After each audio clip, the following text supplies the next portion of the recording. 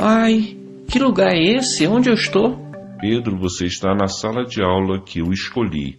Sala de aula? Mas eu não vejo nada. Aqui eu posso fazer brilhar uma estrela ou analisar uma simples gota. Tudo está no meu comando. Tudo eu posso modificar. E sobre o que iremos estudar? Sobre a fé. Ah, que absurdo! Com tanto assunto interessante, nós vamos estudar logo o assunto mais banal. Não diga isso, Pedro. Para estudar o universo, podemos partir do todo e subdividi-lo em pequenas partes. Ou podemos começar pela parte e estudar o todo. Eu, particularmente, prefiro partir do simples para o complexo, do conhecido para o desconhecido, do hipotético, passando pelo teórico até alcançar a lei universal. Você vai ver que ao longo de nossa conversa, o assunto fé é muito mais complexo do que você é capaz de perceber. Muito bem, Nael. Então me diga, o que é fé? Antes de responder, eu quero ouvir a sua opinião. O que é fé? A fé é acreditar que algo pode acontecer. Ótima resposta, Pedro. Eu não teria respondido de melhor forma. Acabou? É só isso? Isso é apenas uma pequena parte. Agora me diga, a fé é algo racional ou irracional? Ah, não sei. O que você quer dizer com racional e irracional? Racional é baseada na razão. Vou dar um exemplo. Nós acreditamos que o sol nascerá amanhã porque vimos o sol nascer ontem, anteontem e todos os dias anteriores. O que não percebemos é que o sol não nasce, mas é a Terra que gira em torno de si mesma e nos dá a impressão de que o Sol está surgindo todos os dias. De qualquer forma, a nossa razão nos diz que o Sol nascerá amanhã, porque ele nasceu todos os outros dias. Logo, neste caso, podemos dizer que a nossa fé é racional, pois que ela é baseada no conhecimento adquirido ao longo do tempo. Assim, a nossa razão nos diz que, plantando laranja, colheremos laranja, que o remédio que ajudou milhares de pessoas também pode nos ajudar, que um corpo solto no ar irá cair. Ah, compreendi. Essa é a fé racional. Ela é apoiada no conhecimento que temos. E o que é fé irracional? Pedro, eu é que te pergunto. Toda fé é racional? Deixe-me pensar. Não, creio que não. Eu já vi pessoas que oram na igreja e que pedem curas e outros milagres. Elas não sabem se o milagre vai acontecer. Mesmo assim, continuam pedindo. Muito bem, Pedro. Podemos chamar de fé irracional ou fé cega a qualquer crença que não seja baseada na razão, sem acreditar em um dogma, ritual, cerimônia, sem saber racionalmente o que está fazendo e o porquê está fazendo, caracteriza a fé irracional. Deixe-me aprofundar o assunto. Orar é conversar com Deus, com Jesus ou outro espírito de nossa predileção. Age bem quem conversa, pois que nunca estamos sozinhos, e todas as nossas palavras e pensamentos são ouvidos. Age errado quem simplesmente repete palavras, pois nem sempre a mente acompanha as palavras. Se a oração é uma conversa, ela tem que comunicar. A mera repetição de palavras não demonstra a nossa angústia, necessidade ou gratidão. É só isso? A fé racional é apoiada na razão, e a fé cega é aquela que a pessoa fala, mas não sabe que está sendo ouvida, que faz, mas não sabe o porquê está fazendo? De forma resumida, podemos dizer que sim. E Nael, surgiu uma dúvida. Graças a Deus, a dúvida é o início do aprendizado. A fé cega é tão ruim assim, pois que muitos pedem milagres e são atendidas. Neste caso, a pessoa não usou da razão. Ela não sabe do que são feitos os milagres, mas elas sabem que os milagres acontecem. O que é milagre, Pedro? Uai, milagre é um espírito aparecer, uma pessoa desenganada pelos médicos ficar curada. É a água virar vinho. Pensa comigo, Pedro. A fé raciocinada busca a razão para tudo, e a fé cega aceita o que não pode compreender. Sim, está correto. Por isso que eu perguntei. A fé cega é tão ruim assim, pois que os milagres existem, mesmo que não saibamos como eles acontecem.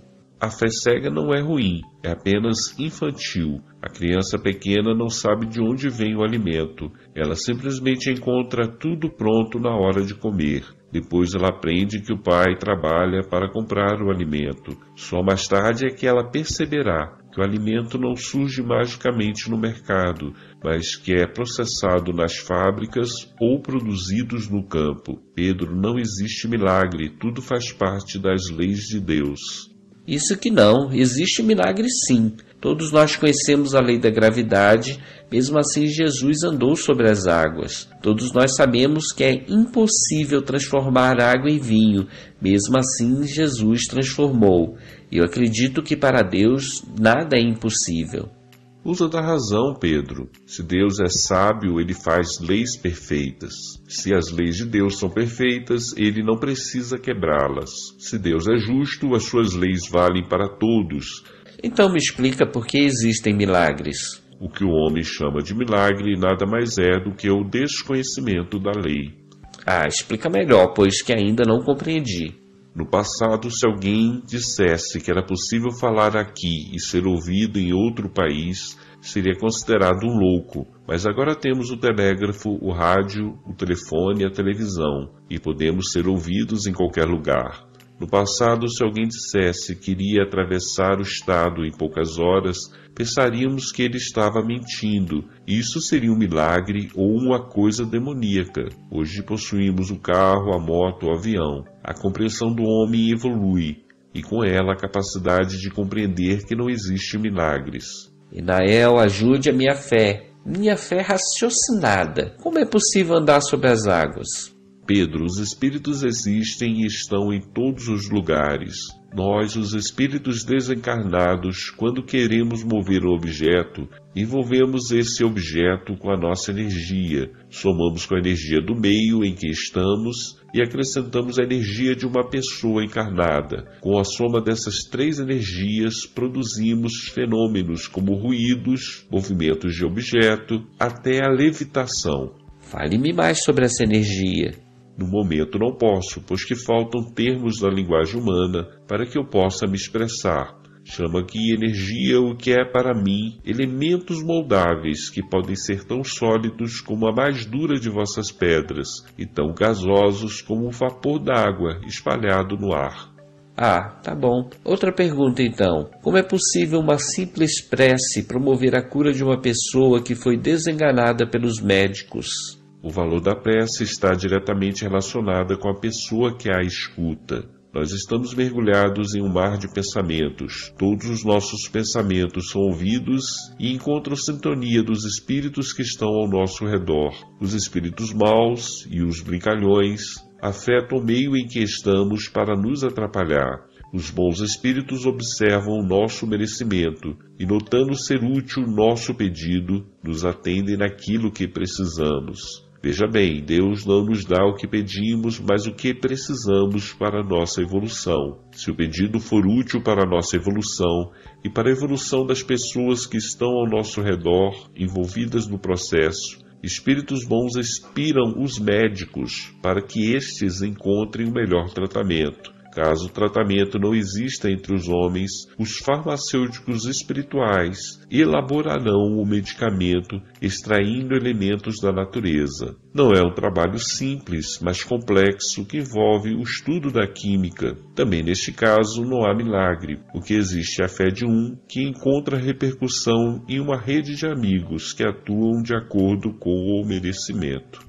Inael, percebo que minha compreensão ainda é limitada. Mesmo assim eu pergunto, se o tempo caminha sempre para frente, como é possível ver o futuro? De onde os profetas tiram as suas visões? Perceba, meu caro Pedro, que o universo não está à deriva.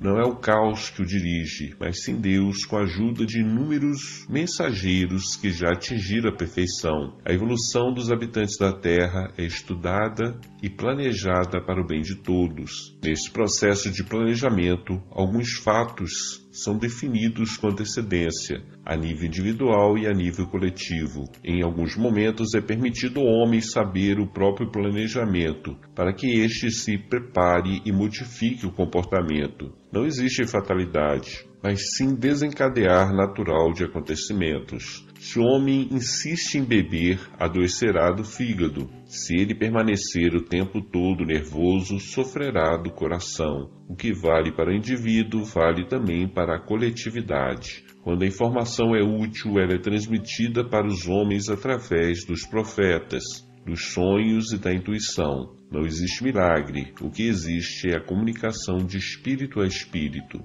Pedro, continuaremos a nossa conversa em outra hora, para não cansar os amigos que estão nos escutando. E Nael, tem alguém nos escutando? O tempo todo, Pedro, o tempo todo.